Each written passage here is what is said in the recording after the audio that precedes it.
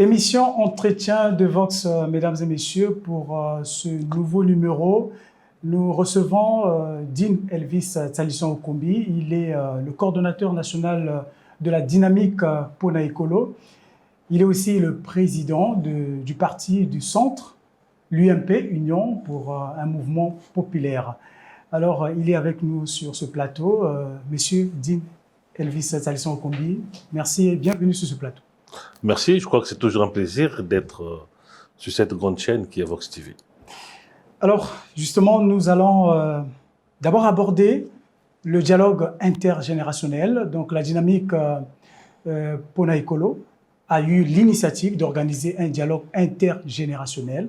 Et ce dialogue est intervenu donc les 8 et 9 à Brazzaville. Et quelles sont les leçons que vous pouvez tirer de ce dialogue qui, justement, a mis un accent sur la jeunesse? Merci. Je crois que la grande leçon que nous pouvons tirer du dialogue intergénérationnel, que nous avons une jeunesse qui a des idées. Nous avons une jeunesse qui est ancrée dans l'entrepreneuriat.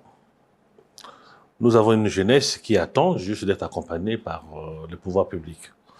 C'est la grande conclusion que nous tenons du dialogue intergénérationnel. Je voudrais encourager et féliciter tous ces jeunes qui se sont déplacés, des centaines de jeunes, et qui sont venus et qui, pendant ces 2 jours, ont pu s'exprimer et dire aux autorités de l'écosystème mis en place par le chef de l'État qui était là, quels étaient leurs besoins. Et le besoin aujourd'hui, c'est en termes d'accompagnement, c'est en termes de financement. Alors, ce dialogue, nous l'avons dit, s'est déroulé à Brazzaville, donc au mémorial Prière Savonneur de Brazzaville. Est-ce que vous êtes comblé aussi du fait que vous avez mobilisé beaucoup de jeunes pour venir vous écouter et savoir prendre leur destin en matière justement de l'entrepreneuriat? Nous écouter n'était pas l'objectif.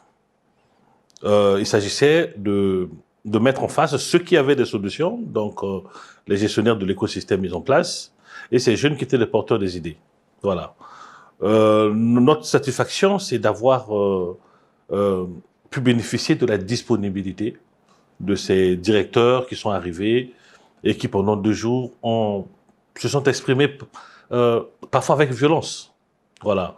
Ont répondu et se sont fait disponibles pour parler avec les jeunes, parce que ce n'est que lorsqu'on discute que l'on peut se comprendre. Voilà. Mais je crois que j'ai le témoignage d'un des directeurs qui était là et qui, en sortant de là, m'a dit Elvis, je pense que la perception que j'avais de mon rôle vis-à-vis de ces jeunes a beaucoup évolué. Mais je crois que je vais repartir dans mon laboratoire et nous allons réorienter notre action. Et dans les discussions, les jeunes réclament beaucoup plus l'emploi, l'auto-emploi. Ils ne sont pas trop dans cette perception, puisque les jeunes veulent avoir de l'emploi, mais l'auto-emploi, généralement, on a toujours du mal à prendre cet itinéraire. Est-ce que vous avez pu convaincre les jeunes, justement, d'avoir cet esprit ou la culture de l'entrepreneuriat? Est-ce que vous avez pu convaincre? La première chose, c'est qu'il faut que nous soyons vrais.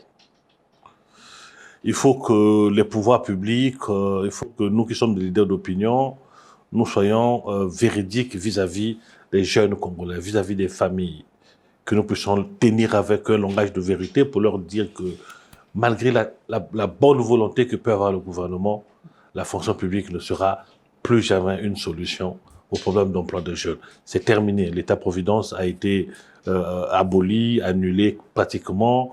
Nous avons une fonction publique qui est pléthorique, voilà. Mais au-delà même de la question du recrutement, mais la fonction publique, comme j'aime à le dire, est devenue une machine à fabrication des pauvres. Voilà. Pourquoi vous le dites, machine à fabrication des pauvres? Qu'est-ce que vous voulez dire par là? Mais parce qu'aujourd'hui, la cherté de la vie fait qu'aujourd'hui, même quand tu es secrétaire principal d'administration, tu ne gagnes pas assez d'argent pour pouvoir avoir une vie décente.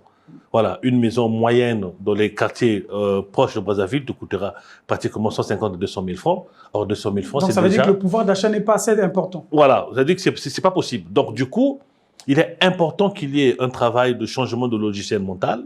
Voilà. Il faut que les pouvoirs publics, nous puissions expliquer aux jeunes qu'il y a une possibilité infinie aujourd'hui de pouvoir s'établir dans son propre compte en tant qu'auto-entrepreneur aujourd'hui. Le Congo donne beaucoup d'opportunités, mais il est possible qu'après, avec un accompagnement, là, c'est là que le rôle de l'État doit intervenir, d'accompagner ces jeunes, et nous pourrons, pourquoi pas, avoir les Dangote de demain émerger comme ça dans notre pays, les Otombongo, les Ebina de demain, ils sont là, ils attendent d'avoir des opportunités. Et pour entreprendre, on a besoin des conseils, on a besoin de la formation. Et la formation, vous l'avez évoqué lors de ce dialogue intergénérationnel. Et quelle sera votre option pour donner de la formation à ces jeunes? Je crois que j'ai découvert beaucoup de choses. Voilà. J'ai découvert qu'il y a un grand travail de réforme qui a été établi par les gouvernements successifs, sous l'impulsion évidemment du chef de l'État, qui a mis un écosystème justement pour accompagner les jeunes Congolais. Ça existe. Voilà. Est-ce qu'ils ne communiquent pas assez? C'est possible. Est-ce qu'ils communiquent mal? Possible aussi. Mais nous avons aujourd'hui des structures. J'ai discuté avec le DG de l'ADPME qui m'a ébloui et qui m'a dit, Elvis, nous prenons des jeunes qui viennent qu'avec des idées. Nous sommes capables de formaliser leur idée, de traduire ces idées en projet, un projet de business plan, et pourquoi pas les emmener jusqu'à un financement. Ça existe dans ce pays. Voilà. Comme ça existe en France, parce qu'aujourd'hui, lorsque vous allez à Pôle emploi en France, voilà, et que vous avez un problème d'embauche, un problème d'emploi, voilà, il y a des conseillers en emploi qui vous prennent en charge, qui vous mettent en formation. Comme aujourd'hui, nous avons le FONEA au Congo, qui peut aujourd'hui vous mettre en formation. Si vous êtes qui propose beaucoup de formations dans divers domaines. Justement. Voilà. Donc, du coup, on a un écosystème qui existe. Maintenant, il revient à nous, leaders politiques, les pouvoirs publics, pourquoi pas, les familles, les parents, voilà, de faire que nous puissions changer le logiciel mental des jeunes, nous-mêmes d'abord des parents, ensuite des enfants, pour leur dire que la fonction publique ne sera plus la solution. Maintenant, il faut essayer de voir d'autres possibilités. Vous avez évoqué un mot, accompagnement. Vous parlez de l'accompagnement du gouvernement, mais vous aussi, en tant que structure associative, vous pouvez aussi avoir des initiatives d'accompagner ces jeunes. Comment vous pouvez vous y prendre dans l'accompagnement des jeunes pour qu'ils aient des formations de qualité? Le plus grand accompagnement ne peut qu'être l'État. Il faut que, comme nous le disons dans notre structure, nous devons faire de la problématique de l'emploi de jeunes un problème national. Vous voyez ce qui se passe au Kenya aujourd'hui. Cette jeunesse qui sort. Mais deux fois, elle ne vient pas s'exprimer sur le sujet qui est sur la table. Mais souvent, ces jeunesses-là sortent pour exprimer un ras-le-bol, parfois de leurs propres conditions. Voilà. Et aujourd'hui, le Congo, un pays qui est à près de 67% jeune, voilà. Si nous ne prenons pas à bras le corps les problématiques des jeunes et que nous n'apportons pas des solutions à ces problématiques-là, c'est pas exclu que demain nous puissions nous retrouver en difficulté face à ces jeunes-là c'est pas à cette jeunesse-là qui pourra à un moment donné sortir pour crier son ras-le-bol, son mécontentement, son mal-être. Voilà. Parce que quand Est-ce que vous avez quand même ce pressenti que ça pourrait arriver si on ne réussit pas à encadrer les jeunes? Mais je crois que si on est leader politique dans ce pays et qu'on n'est pas enfermé dans son bureau et qu'on est à l'écoute des jeunes et au contact des jeunes, on sait que nous avons un grand problème et le chômage des jeunes commence à être un problème dans ce pays.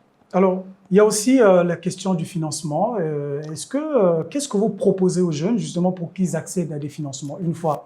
Puisqu'on a vu des jeunes dans la salle qui avaient des porteurs de projets. Ils ont des idées, vous avez dit qu'ils ont vraiment des idées, mais parfois ils ont du mal à accéder au financement. Qu'est-ce que vous dites à ce sujet ou qu'est-ce que vous leur conseillez? Mais la question du financement avait été réglée. Le président a réglé la question du financement en créant le FIGA. Voilà. Au-delà des problèmes de gouvernance qu'il y a eu dans cette structure, il faut recadrer, y mettre de l'argent et les jeunes seront accompagnés. Parce que dans les pays comme les nôtres où le système bancaire exige trop de conditions, ou même les microfinances aujourd'hui n'arrivent pas à accompagner des jeunes, il n'y a que l'État, la puissance publique, qui peut aujourd'hui dire, je prends de l'argent public, je mets au niveau des structures que j'ai créées pour pouvoir garantir, accompagner les jeunes. Il n'y a que la puissance qui puisse le faire au niveau de l'ambition nationale. Justement, beaucoup de jeunes ne savent pas comment il faut aller voir le FIGA. Puisque le FIGA, on en parle, vous dites qu'il y a des moyens, mais est-ce que vraiment ces moyens existent? Ou bien c'est dit seulement par des mots ou des lèvres? Non, je pense que je vais te dire deux choses. Je vais te dire que la question du financement des projets de jeunes et de leur accompagnement a été réglée. Le président de la République a mis en place le FIGA. Et je viens de dire encore que, au-delà des problèmes de gouvernance que cette structure a eu, ce qui est normal, aujourd'hui, il revient au gouvernement, voilà, de remettre les fonds, les moyens dans cette structure de façon que les jeunes puissent être accompagnés. C'est l'unique structure. Voilà. Aujourd'hui, vous ne pouvez pas, les banques ne font pas du bénévolat, ne nous trompons pas. C'est les commerçants, les banquiers. Oui, les banquiers ont besoin de bénéfices. Voilà. Donc, il n'y a que la puissance publique, donc le FIGA aujourd'hui, qui puisse aujourd'hui dire, je vais accompagner des jeunes. Au-delà, justement, des autres structures comme le FONEA, qui sont capables de financer les formations des jeunes, de la DPME, qui sont, voilà. Donc, mais il faut que l'argent, il faut que l'État, en sa qualité de puissance publique, voilà, puisse aujourd'hui mobiliser des fonds. Mais au-delà du FIGA, au-delà de l'État. Nous avons parlé, lors du dialogue international, de la responsabilité sociétale des entreprises. Vous savez, nous sommes aujourd'hui à Vox. Nous sommes au centre-ville de Brazzaville. Dans un cadre, où des centaines de jeunes, je crois, ils travaillent ici. Si demain, nous ne réglons pas les problèmes des jeunes, il est possible que cet outil de travail demain soit cassé par les mêmes jeunes, voilà, qui pourront envahir les ruelles et casser l'outil de travail qui existe. On l'a vu dans d'autres pays, il ne faut pas se dire que ça ne peut pas arriver chez nous. Donc, du coup, il est important que les grandes sociétés qui sont installées chez nous, ceux qui gagnent de l'argent, ceux qui font des bénéfices chez nous, dans le cadre de la responsabilité sociétale des entreprises, puissent s'engager à financer, en collaboration évidemment avec le gouvernement et les structures mises en place, à financer des projets de jeunes. S'ils n'ont pas la volonté de le faire, je crois que c'est une faute aux politiques qu'ils sont en train de faire, parce que demain, il est possible qu'ils perdent leur outil de travail, parce que cette jeunesse-là, si elle n'a pas d'emploi, si elle n'a pas de perspective, elle pourrait être une arme de destruction massive. Vous pensez que le gouvernement ne fait pas assez d'efforts pour convaincre les entreprises d'appliquer cette responsabilité sociétale? Mais il y a que deux options. Soit vous le faites par votre propre volonté parce que vous voulez juguler un problème, soit vous serez contraint par ces jeunes-là demain qui viendront devant vos sociétés pour demander de l'argent, que vous financez leur projet. En ce moment-là, ça se fera au forceps. Mais il y a certaines entreprises aussi qui, justement, qui prennent des initiatives. Donc, en fait, on ne cite pas ces sociétés-là, mais il y en a. Est-ce que vous pensez qu'il n'y a pas assez de sociétés qui prennent des initiatives dans le sens de la responsabilité sociétale? Il faut qu'ils fassent plus. Donc, ce n'est pas assez? Non, pas du tout.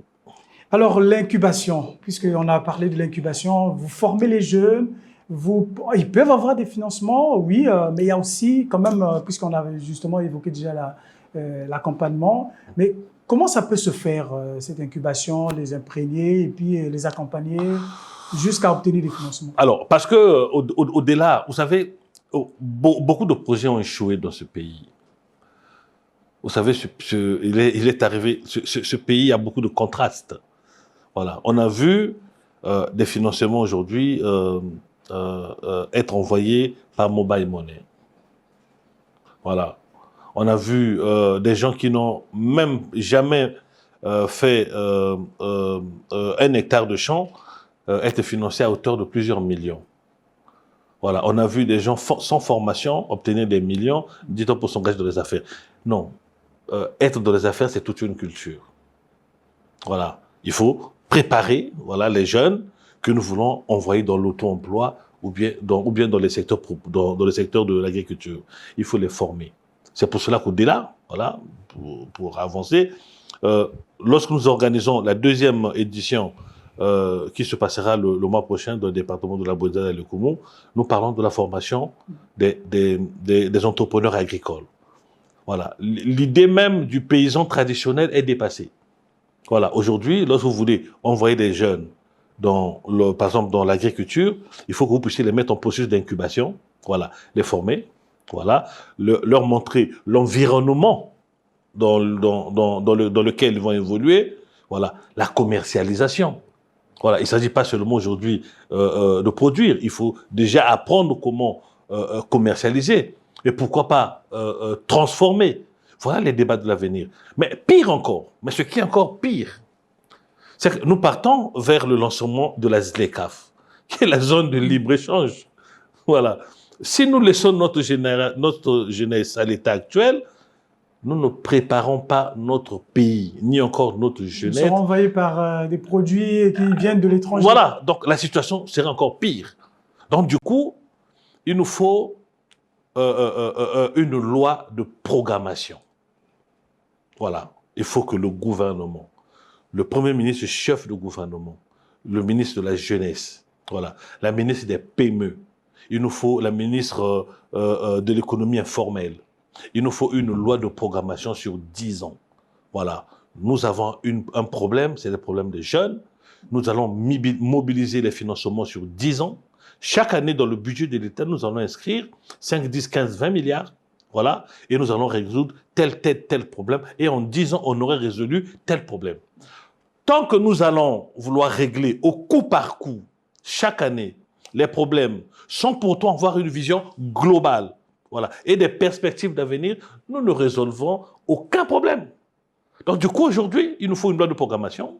Voilà. Il faut que le Premier ministre prenne l'initiative avec son ministre de la Jeunesse et les autres ministres techniques, qu'il y ait une loi de programmation, qu'il y ait des budgets qui soient programmés. Ensuite, je crois que ce n'est que comme ça qu'on pourra résoudre des problèmes et préparer notre jeunesse, notre pays, puisque la jeunesse c'est l'avenir, à affronter tout ce monde d'ouverture, les CAF qui arrivent et tout le reste. Alors, le dialogue intergénérationnel, vous l'avez appelé dialogue intergénérationnel décentralisé, puisque vous l'avez déjà dit que après Brazzaville, vous irez dans les autres départements, donc département Lekoumou et de la Bouenza.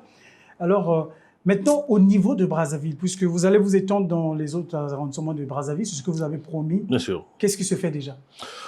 L'appel à projet continue, parce qu'au-delà de ceux qui, des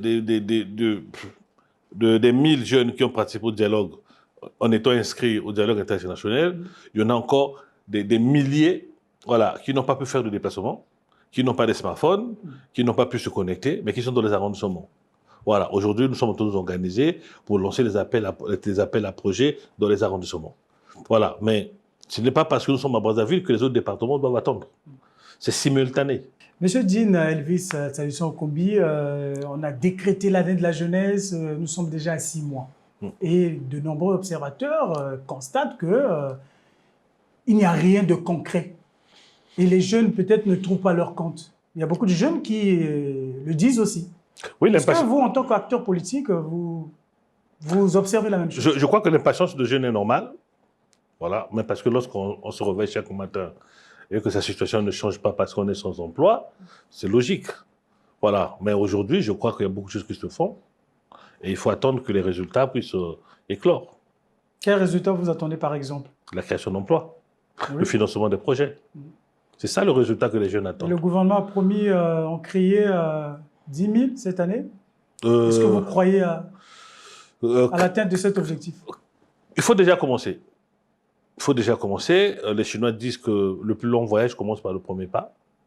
Voilà, je crois qu'aujourd'hui, tout ce qui se fait, des grands projets sont lancés, un jeune d'une entreprise, par Madame Icolo, les formations qui sont organisées avec le FONEA, à côté de... Au-delà de ça, il faut que les pouvoirs publics mettent de l'argent. Voilà. C'est pour cela que nous avions dit, dans les conclusions du dialogue intergénérationnel, nous avons demandé au Premier ministre d'organiser une cagnotte. Voilà. Parce que les problématiques des jeunes doivent nous concerner tous, que chacun. Voilà. Nous ne parlons pas des Congolais qui gagnent 200 000, non, pas jusqu'aux Congolais qui gagnent 999 900. Non. Nous disons, tous ceux qui gagnent au-delà d'1 million de francs CFA peuvent contribuer à 10% de leur cagnotte pour pouvoir résoudre les problèmes des jeunes. Parce qu'aujourd'hui, évidemment, l'État a de sérieux problèmes de financement. Voilà, mais il est possible que nous puissions, par la cagnotte, mobiliser assez de ressources pour commencer déjà à financer les projets. Mais avec déjà les difficultés financières, les difficultés économiques, c'est difficile que le pari soit tenu. Difficile, mais pas impossible. Oui, mais personne n'y croit. Pourquoi? Oui, mais justement, c'est ce que tout le monde observe. Il faut croire. Vous savez, un État reste un État. Un État a toujours des ressorts nécessaires pour pouvoir rebondir. Mais à condition qu'on mette beaucoup de sérieux. Voilà, à condition qu'on mette beaucoup de sérieux. Et ce qui manque parfois dans la mise en œuvre des politiques publiques chez nous, c'est le manque de sérieux. Mais sinon, aujourd'hui, il n'y a pas de fatalité au Congo. Nous avons assez de ressources aujourd'hui pour pouvoir rebondir, remobiliser les fonds nécessaires pour repartir. Alors, nous allons parler justement de ce parti politique du centre. Et pourquoi vous avez choisi d'être un parti politique du centre? Mais parce que le centre est idéologique, le centre n'est pas géographique. Là où beaucoup d'acteurs politiques se trompent, ils pensent que quand il y a une opposition et une majorité, le centre fait partie de cet arrangement politique. Non. Le centre, c'est idéologique. C'est comme les sociodémocrates. Et quelle est votre idéologie? Nous sommes des sociolibérales aujourd'hui, mais ce n'est pas là. Je voudrais préciser quelque chose parce que j'ai suivi quelque chose de pas correct. Non, le centre, ce n'est pas la majorité. Le centre, ce n'est pas l'opposition. Le centre, c'est un centre idéologique. Alors, deuxièmement, nous sommes contre le soutien inconditionnel. Voilà. Ce n'est pas parce que le gouvernement fait mal qu'il faut automatiquement dire que c'est les plus gentils, c'est les plus beaux, ils sont bien, malgré que vous voyez que la situation se détériore. Nous ne faisons pas de l'opposition systématique. Même quand le gouvernement fait bien, il faut dire qu'ils font mal. Voilà. Non, nous sommes dans une posture politique qui consiste à dire le gouvernement a créé des écosystèmes pour financer, pour accompagner des jeunes, c'est très bien. Le FIGA, il y a eu un problème de gouvernance. C'est ça la posture. Voilà, reconnaître ce qui a fait et condamner ce qui a été condamné. Mais votre parti a tendance à pouvoir toujours soutenir la majorité présidentielle, sinon le parti qui est au pouvoir? Non, pas du tout. Je viens de dire que nous avons parfois un manque de sérieux dans la conduite des politiques publiques. Voilà. Mais ça ne veut pas dire que demain, s'il y a des bonnes choses qui sont faites et que nous n'allons pas reconnaître ce qui a été fait juste pour plaire ou bien pour faire plaisir à quelques personnes à la cité ou bien dans la diaspora qui vous appelleront au téléphone pour dire que voilà, c'est ce que vous avez fait, il faut taper dessus, il faut insulter, il faut condamner, et que c'est ça la bonne posture. Non, ce n'est pas la bonne posture. Mais qu'est-ce qui vous a poussé justement de créer un parti politique du centre? Et pourquoi vous n'avez pas adhéré à des partis qui existent déjà? Mais parce que avec les amis, nous avions un idéal. Nous avions des idées, nous avions des valeurs. Et nous nous battons régulièrement, quotidiennement, à promouvoir ces idées et ces valeurs. C'est pour cela que nous avions pensé que la meilleure posture pour nous, ce n'était pas de nous embrigader, ni dans un soutien inconditionnel, ni encore dans une opposition systématique. Si demain, le gouvernement fait quelque chose de bien, je dois pouvoir, en toute honnêteté politique, dire « Ah ben tiens, c'est une bonne chose ». Et si demain, le gouvernement fait quelque chose de mal, au-delà des amitiés qu'on peut avoir, de dire « Monsieur le ministre, mon cher ami, mon cher frère, là, je pense que vous prenez à la légère la gestion des politiques publiques. » Les 10 dernières années, nous avons eu l'annulation de la dette avec l'initiative PPTE. Nous avons eu plus de 2 ou 3 programmes avec le FMI. Comment se fait-il qu'à chaque fois nous repartons sur les mêmes problèmes de financement, des problèmes au plan économique? Ça veut dire qu'il y a quelque chose qui ne va pas.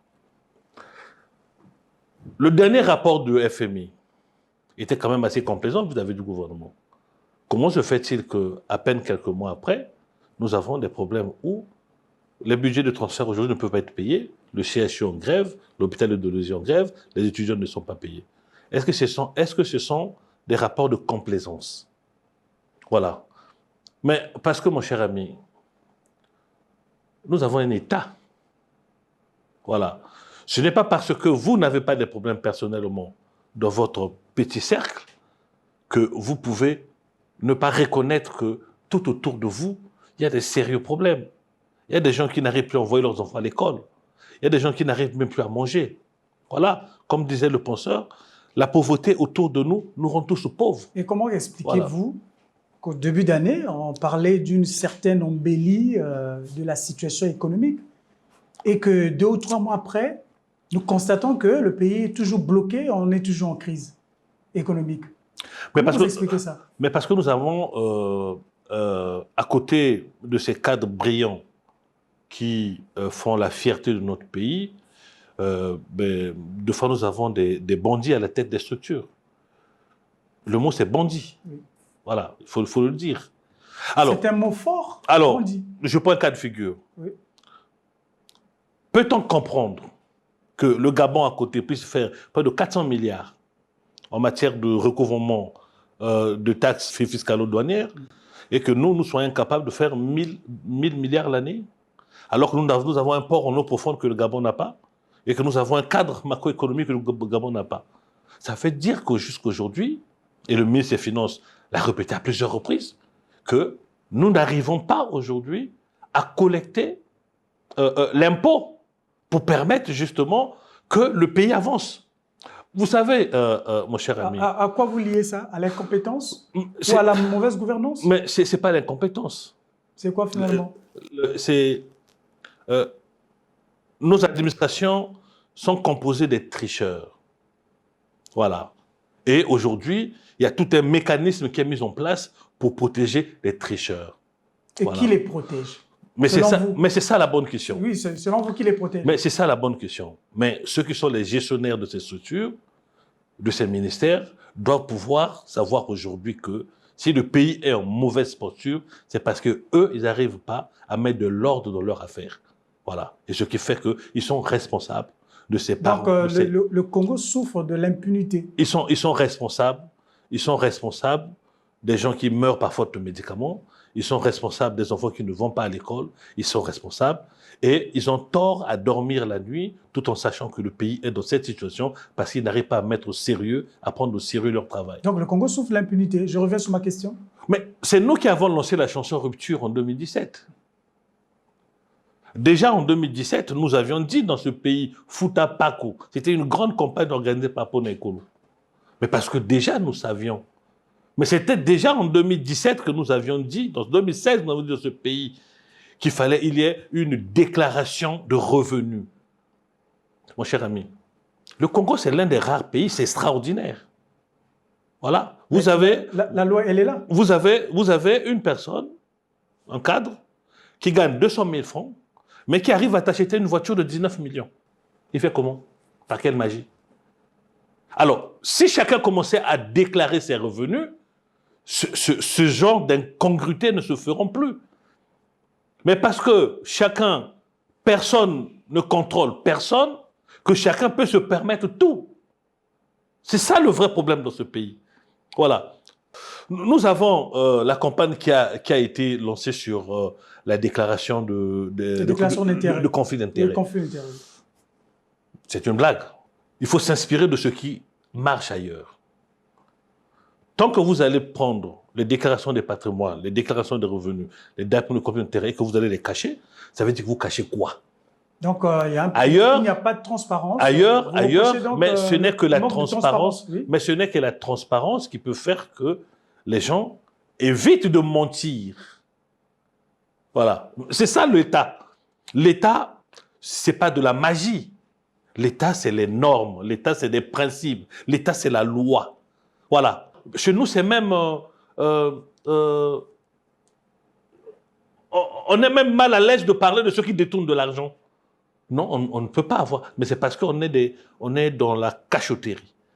Voilà. Il faut que l'État, que le Premier ministre, chef du gouvernement, mette la transparence sur la table. Il n'y a que la transparence qui pourra faire que ceux qui s'amusent à prendre l'argent de l'État soient conscients que, aujourd'hui, je ne peux plus le faire. Rappelons à ceux qui nous suivent que vous avez été ministre et vous avez été député. Est-ce que déjà dans ces deux institutions, est-ce que vous avez pu quand même détecter des failles qui font qu'aujourd'hui, on n'arrive pas à mieux gérer le pays? Mais je crois que la chanson Rupture avec Roragora, c'est en 2016, je suis membre du gouvernement. Écoutez la chanson, tout ce que nous dénonçons, je n'ai pas attendu être en dehors du gouvernement pour dénoncer. Pour dire que, attention, il y a ça c'est les anti-valeurs. Lorsqu'on est gestionnaire de l'État, voilà le comportement que l'on doit avoir.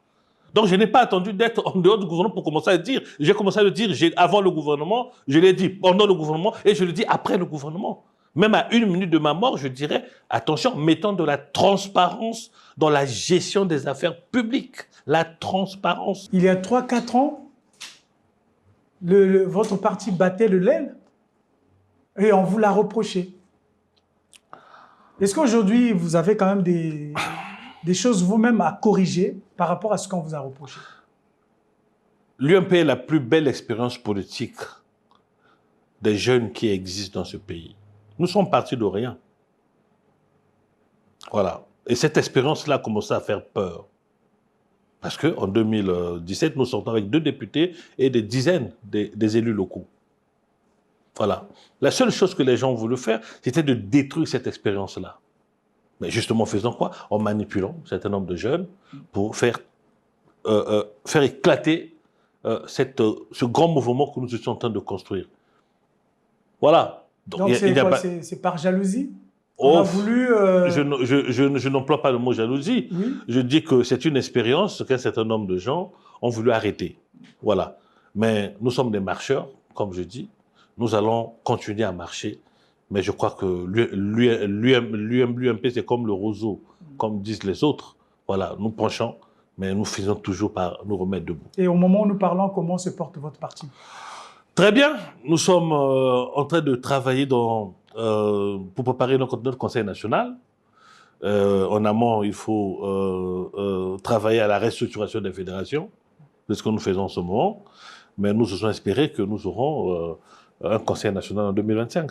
Est-ce que les restructurations vont être accompagnées par des adhésions? Certainement, parce qu'un parti, pour être fort, il faudra des militants. Toujours. Toujours. Je crois que les adhésions se feront. À quand vous projetez ça? Les restructurations, les adhésions? Non, les restructurations ont déjà commencé. Je pense qu'on a fini plusieurs départements. Aujourd'hui, nous sommes sur le plateau. Nous allons passer de la cuvette, la Sangale à l'Ikwala. Je pense que ce sont les départements qui nous restent à faire. Nous le faisons avec les moyens que nous avons. Nous ne sommes pas un parti au pouvoir.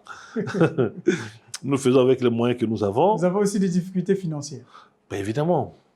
S'il y a un chef d'entreprise au Congo, s'il y a un parti politique au Congo, s'il y a un citoyen congolais qui dit qu'il n'a pas de difficultés financières, il faut se méfier de lui. Parce que c'est l'état général du pays.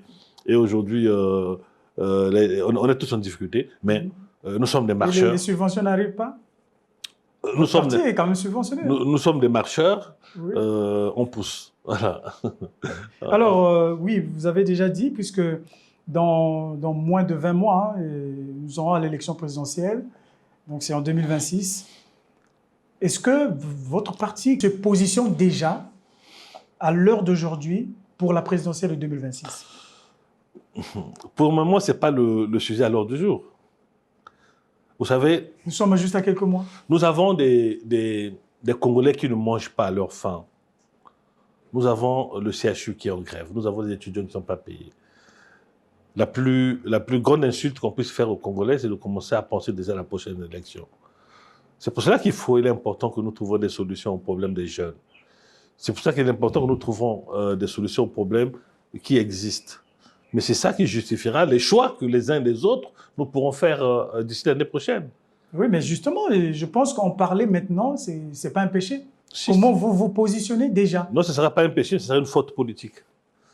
Résolvons les problèmes. Nous avons des problèmes. Et qu'est-ce qu'il faut régler maintenant? Problème d'électricité, de l'eau? Il faut améliorer. Je crois que le grand frère Adou Danga a beaucoup amélioré. Ces derniers temps, il y a moins de coupures. Je pense qu'il a écouté, il y a eu beaucoup de critiques sur la chose. Il faut améliorer la qualité de l'eau. Je pense qu'il y a aussi un travail qui se fait là-bas. Il faut aujourd'hui mener une réforme constitutionnelle. Voilà. Parce qu'on a des institutions... Lorsque vous parlez de la réforme constitutionnelle, vous pensez à quoi déjà? On a aujourd'hui des institutions qui ne servent à rien. Parce que lorsqu'on parle de la réforme constitutionnelle, ça dit qu'on pense déjà à modifier la Constitution? Pourquoi pas? Ce n'est pas un tabou. On a aujourd'hui des institutions qui ne servent à rien. La pyramide de Maslow, je crois, établit 3 besoins prioritaires, je crois, chez l'être humain. Voilà. On a des besoins élémentaires. Se protéger, se soigner, je crois, manger, tout ça. Si nous n'avons pas résolu ces problèmes-là, il y a des choses qu'on n'a pas besoin. Aujourd'hui, nous avons des institutions comme le médiateur de la République, je crois. Une institution comme ça qui existe dans notre pays. Le médiateur de la République. Alors, qui depuis pratiquement 10 ans ne fonctionne pas. Vous avez senti quelque chose ne pas marcher dans ce pays parce que cet organe n'existe pas. Donc, on peut supprimer ce genre d'organe, il n'y aura rien, et mettre de l'argent à côté pour résoudre des problèmes. Ça fera des économies à l'État. C'est une institution de trop. Voilà. On en a énormément. Oui. Voilà. Comme quoi encore? Les conseils consultatifs aujourd'hui. Oui. Il faut les supprimer. Voilà. Mais aujourd'hui, on peut faire le bilan. Nombreux n'ont même pas pu organiser leur assemblée. Vous voulez nous dire que les conseils consultatifs ne servent à rien? Ils servent à quoi? Il quoi? faut les supprimer. Ils servent à quoi? Voilà. Le conseil de dialogue n'a pas tenu son assemblée générale. Le décret n'a même pas été pris. Le conseil consultatif des femmes n'a pas tenu son assemblée générale. Les personnes avec handicap n'ont pas tenu son assemblée générale. 5 ans ou 6 ans après, ça ne sert absolument à rien. Voilà, c'est de l'argent. Des institutions budgétivores pour rien. Mais pour rien. Voilà. Là où le Premier ministre doit pouvoir être honnête avec les Congolais, quand on dit que le pays est en difficulté, il faut qu'il y ait une conséquence. La conséquence aujourd'hui, c'est de prendre des décisions politiques majeures. Il y a des institutions qu'il faut supprimer.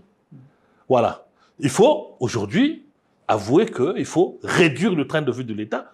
Mon cher ami. Même le nombre des ministres? Mon cher ami, le nombre de ministres ne réduira pas le budget, puisque même si vous supprimez le ministère, ce budget doit être réaffecté à un autre ministère. Nous sommes pratiquement à la fin de cet entretien. Qu'est-ce que vous pouvez nous dire de particulier pour boucler cet échange? Les jeunes Congolais ont besoin d'être encadrés. Les jeunes ont besoin d'être financés. Il est important que le gouvernement puisse prendre à bras le corps ce problème. Deuxièmement, je félicite le Premier ministre du gouvernement pour la clarté de son intervention, mais il doit aller au bout des discours. Voilà. Lorsqu'il y a un problème qui se pose, il faut proposer la solution. Donc aujourd'hui, il est important que des réformes courageuses soient entreprises pour que nous ne puissions plus jamais retomber dans le genre de travers que nous vivons depuis. Je vous remercie de votre disponibilité. Vous avez retenu qu'il faut du courage pour mieux gérer le pays. Donc, nous sommes arrivés à la fin de cette émission. Nous vous rappelons que nous avons reçu M.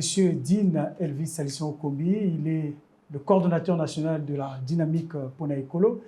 Et en même temps, il est président national du Parti du Centre, l'UMP, Union pour un mouvement populaire. Merci d'avoir suivi cette émission. Portez-vous bien. Au revoir.